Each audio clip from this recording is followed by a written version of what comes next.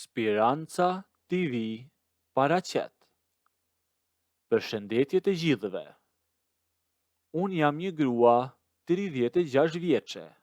Kam disa vite e martuar dhe burri im ka një nip, djalin e motrës e tij që quhet Ervis. Ervisi është 30 vjeç. Pra kemi pothuajse të njëjtën moshë me pak diferencë. Unë dhe ai nuk kemi asnjë lidhje gjaku bashk. Unë jam thjesht gruaja e dajës e tij dhe nuk jemi të afërt. Ervisi është djalë i ngritur, punon si arkitekt dhe jeton vetëm në shtëpinë e tij dhe është shumë serioz. E nga ana tjetër, unë kam një motër të vogël që është fiks 30 vjeçe. Motra ime ishte beqare. E një ditë, duke pirë kafe me motrën, më shkrepi një ide në kokë. Dëgjoj, thash, nipi i burrit tim Ervisi është djalë Flori, i ka të gjitha, jeni dhe moshatar, si thua sikur t'ju prezantoj bashk. Motra në fillim bëri pak naze, po pastaj më tha, mirë, s'kam çfarë të humbas, thuaji e nëse do, dalim e pim një kafe dhe njihemi.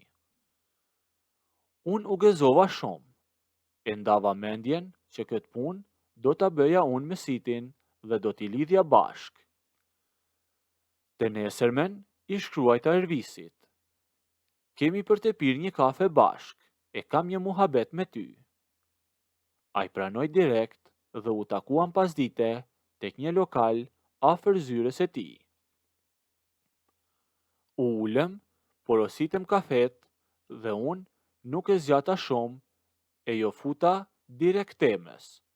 O Ervis, i thash, ti u bëre 30 vjeç, shtëpinë e rregullove, punën e ke në vi, po nuk se kur do të marrësh. Unë kam menduar diçka për ty. Motra ime është fiks për ty. Është e bukur, e shkolluar, keni dhe të njëjtën moshë. Kam folur me të dhe ajo është dakord të njiheni. Ervisi po përzjente kafen me lugë, nuk foli direkt. E la lugën mbi pjatë, me pa drejtën e sy dhe buzëqeshi pak. Unë prisja që të thoshte, faleminderit ose në rregull, do të dal të njihem, por jo. Motra jote është shumë gocë e mirë, më thaj, me zë të qetë. E kam parë disa herë. Por unë nuk e dua motrën tënde.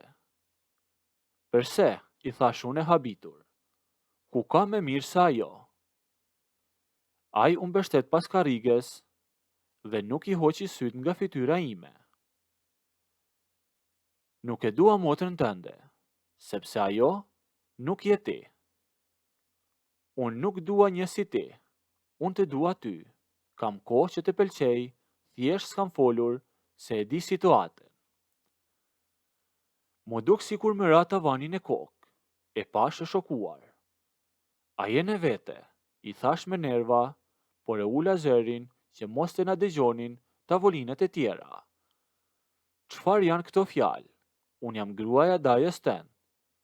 Ky muhabet mbyllet këtu dhe mos të shkoj më në mendje. Mora çantën dhe u ngrita. Ervisi nuk bëri asnjë përpjekje për të më ndalur. E vërteta nuk mbyllet me urdhër, më tha qetë, pa lëvizur nga vendi. Por unë i ka pa kthyer kokën mbrapa. Isha e bindur që pas asaj dite ai do të më shmangej tërësisht. Por Ervisi ishte burr, nuk ishte ai person që fshihej. E të dielen kishim një drekë familjare tek shtëpia vjehrës ime, e ishim të gjithë aty. Unë po rria pak e tërhequr, sepse akoma kisha mendjen tek ajo bisedë. Ervisi, kur erdhi ai, takoi të gjithë dhe kur erdhi rradha ime, më dha dorën një lloj si të tjerëve, por kur ma lëshoi dorën, gishtat e tij më rrëshiten shumë ngadalë tek pëllëmba ime. Një lëvizje që askush tjetër nuk e pa, por mua më ngriu gjakun. Gjatë drekës, ajo ul fiks përballë meje. E sa herë që burri im fliste për punën apo për ndeshjet e futbollit, Ervisi bënte sigur dëgjonte, por syt i mbante tek unë. Unë mundohesha të shikoja pjatën, po si Adilja do t'i shmangesha atij shikimi. Ai nuk bënte asnjë veprim provokuese të binte në sy, por vetëm e prekte me këmbën e tij poshtë tavolinës. Edhe me shikonte në atë mënyrë që të bënte ndihesh sikur jeni vetëm ju të dy në dhomë. Pas drekës, unë ngrita për të çuar pjatat e pista në kuzhinë. Vjehra dhe të tjerët po shikonin televizor në sallon. Fillova të shpëlaja pjatat tek lavamani, kur dëgjova hapa pas meje, e ishte Ervisi. Kishte sjell gotat e ujit. I la gotat mbi banak dhe erdhi u ofrua fare pran meje nga krahu i djathtë. E ke veshur këtë këmishën e kuqe sot kastile, apo thjesht ashtu të erdhi? Me tha me zë të ulët që mos ta dëgjonte askush. Bol fole budallaleqe, ja preva shkurt, pa e parë në sy dhe duke fërkuar një pjatë me forcë se zhduhej. I ka nden nga salloni, i thash unë. Ai qeshte dhe më thoshte, pse je kaq e tensionuar? Unë thjesht e thash që të rri shumë bukur këmisha.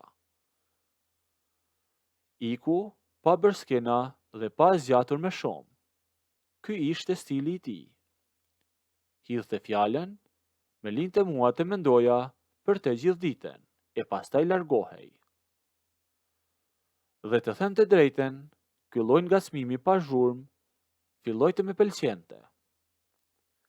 E dija që ishte tep, që çfarë do që të ndodhte, asnjë gjysmë fjale nuk do dilte nga ai, e gjithçka do mbetej e fshehur. Kaluan dhe 2 javë të tjera. Erdhi dita e ditëlindjes së burrit tim. Bëm një darkë të vogël në shtëpinë tonë dhe Ervisi erdhi prap, solli një dhuratë dhe u soll shumë mirë me të gjithë.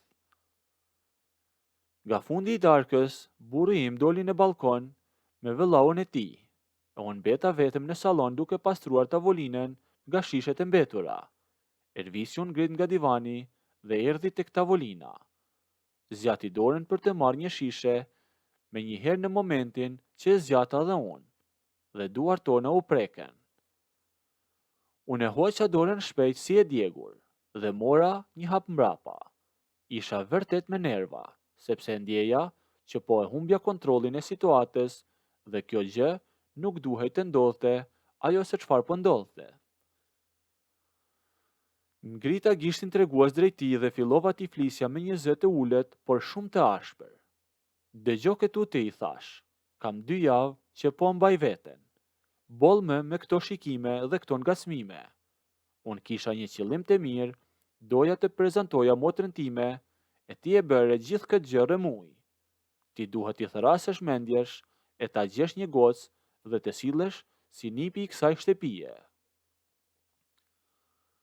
Unë po flisja shpejt, po mbaja gishtin ngritur sikur po i bëja moral një fëmije, por Ervisi nuk me la të mbaroja fjalin. Nuk e zgjati muhabetin, ai bëri vetëm një hap përpara, drejte në hapësirën time, e me dorën e tij të majt, kapi but gishtin tim që po mbaja ngritur dhe uli poshtë.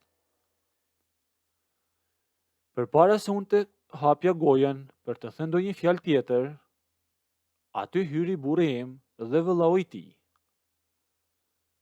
Duhet që të dalim, të shkom e të pim nga një kafe me shokët tanë për ditëlindje, më tha burri. Nuk vonohemi shumë, vetëm gjysmore dhe do të vim. Burri i tha dhe Ervisit që të shkonte me ta, por ai nuk e ndëgjoi, i tha do ju pres këtu. Burri dhe vëllau i vet iken, derisa unë mbeta vetëm me Ervisin. Nuk dija çfarë të bëja. Temperatura e trupit filloi që të më rritej nga sikleti që kisha. Ervisi u ngrit në këmbë dhe filloi që të vinte hap pas hapi aty ku isha unë. Unë shkova në salon e ai pas meje. Isha në kuzhinë edhe ai pas meje. E në një moment mu ofrua aq shumë.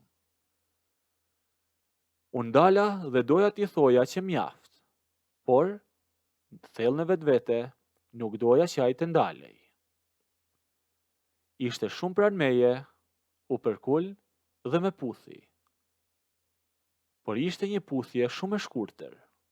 Ishte e menjëhershme, fiks sa për të më mbyllur gojen. Nuk ishte nga ato puthjet e filmave, kur njerëzit rrinë me orë të tëra duke e puthur, por ishte një veprim i çuditshëm, i prerë, i një burri që e bën atë që do.